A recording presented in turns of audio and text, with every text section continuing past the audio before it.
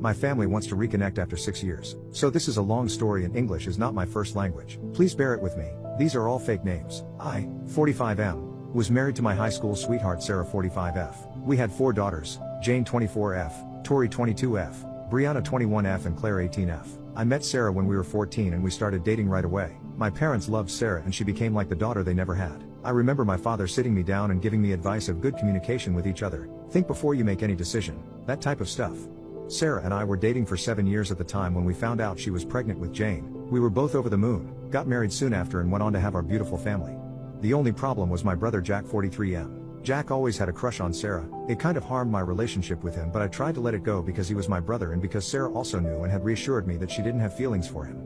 My limit was when Jack found out about mine and Sarah's engagement. He confessed his love for her and tried to convince her to leave me. She didn't and told me. At this point I was mad at Jack and I was ready to kick his ass and Sarah asked me not to. I was ready to cut my brother out of my life. It took Sarah and my parents 68M and 66F to convince me not to. My marriage with Sarah was amazing. We had, like any other couple, our ups and our downs, but I wouldn't change anything about it. We were a passionate couple who loved each other and their children more than anything. Mine and my brother's relationship improved after the incident and I truly believed he had gotten over his crush on Sarah. Little did I know that he didn't only still had a crush on Sarah but also was planning to break us up. One day, more than 6 years ago, I had arrived home after a week away due to job reasons and found my daughters, my wife and my brother in the living room.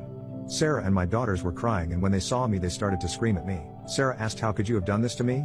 When I asked what she meant she said cheating. I was surprised she accused me of cheating. Never in 25 years we had been together I cheated on her. I asked what made her believe I cheated on her. She showed me some pictures and texts that proved I had cheated on her with a colleague. I asked where she got this proof and my brother jumped in saying that this coworker, who also was friends with him, had confessed to him and sent him the proof.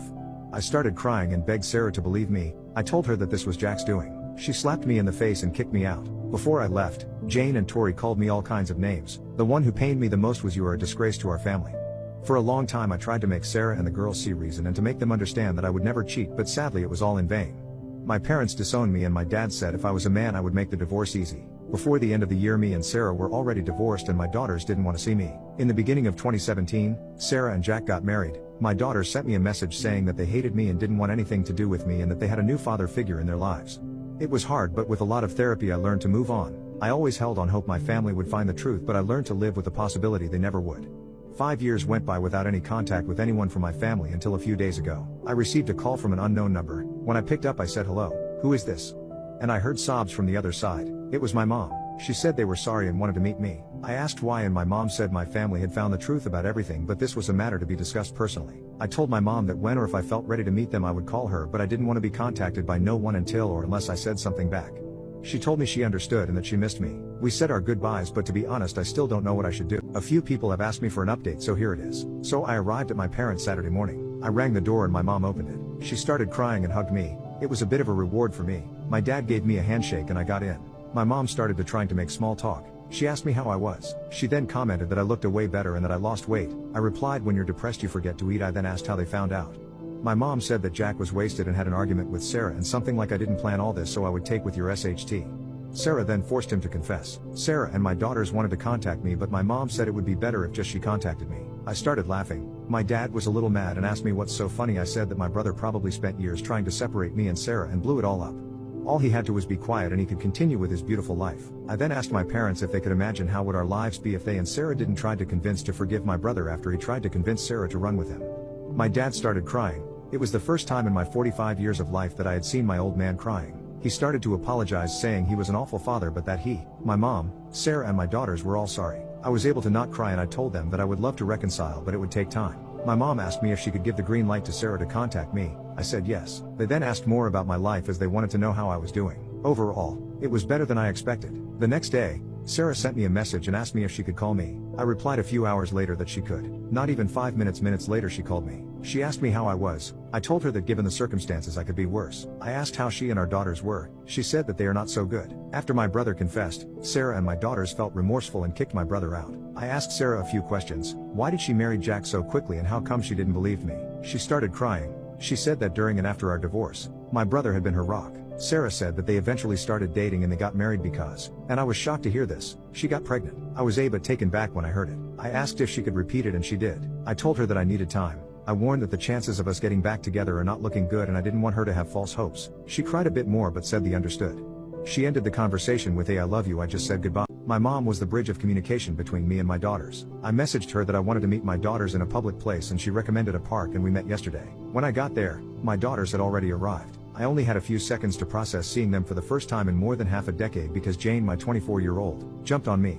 She was crying and kept saying she was sorry and asked me to not hate them. We hugged for a few minutes. It seemed like she didn't want to let me go. It took Claire, my 18-year-old, to take Jane off me. Tori, my 22-year-old, asked me how I was. I looked at her for a few seconds. I was still surprised to see how much she had grown in the last years, but I also kind of saw the last 6 years flashing through my eyes.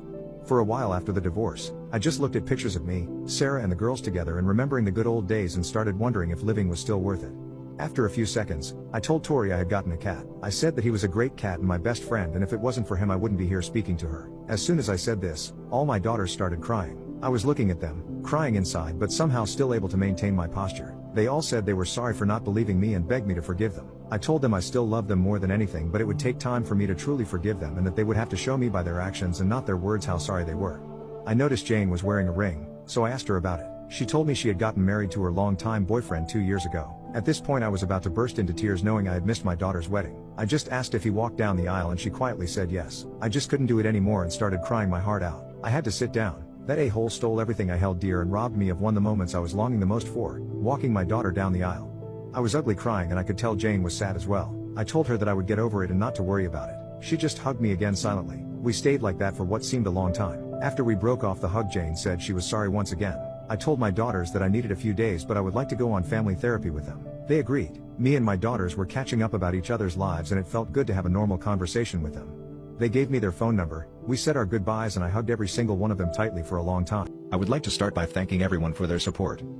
A user has been messaging me and his input on my situation has been very helpful. I explained to him that Jack was always praised by our parents due to his grades and was somewhat always competitive. This user believed that my brother could be a narcissist and saw Sarah and my daughters as trophies. Me and my daughters attended therapy last Saturday. I got in first and explained to the therapist my concerns about Jack being a narcissist. She told me my concerns could be right but it was not certain. My therapy session was a bit emotional but good. I started by explaining how I felt during all this time, how many nights I cried missing Sarah and the girls. How I had nightmares and how hard it was all for me. My daughters did talk but it was not easy to understand their words. They were crying the whole time and it got worse as time went by to the point I had to calm them down and reassure I was not mad at them. The session ended and we will attend our second session next Friday. Although I still don't know what will happen, I am hopeful I can rebuild my relationship with my girls. Also, I had dinner with my daughters on Tuesday. It went good and they had the chance to meet my cat and they brought copy of pictures of us. It was a nice gift. Now, first I'd like to thank everyone for your comments and to answer the many questions I have received. Greater than what's happening with him? Have you seen him? Did your wife have his baby? If you ever consider taking her back, will you be expected to care for his child? Will he still get to be part of that kid's life or is everyone going to disown him as they did you? What do your parents think of their golden son now? He was disowned.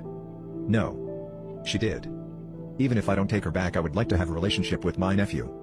He's disowned but I don't know if he wants to be part of his son's life. They hate him. Greater than why didn't your co-worker ever contact your wife and tell her the truth?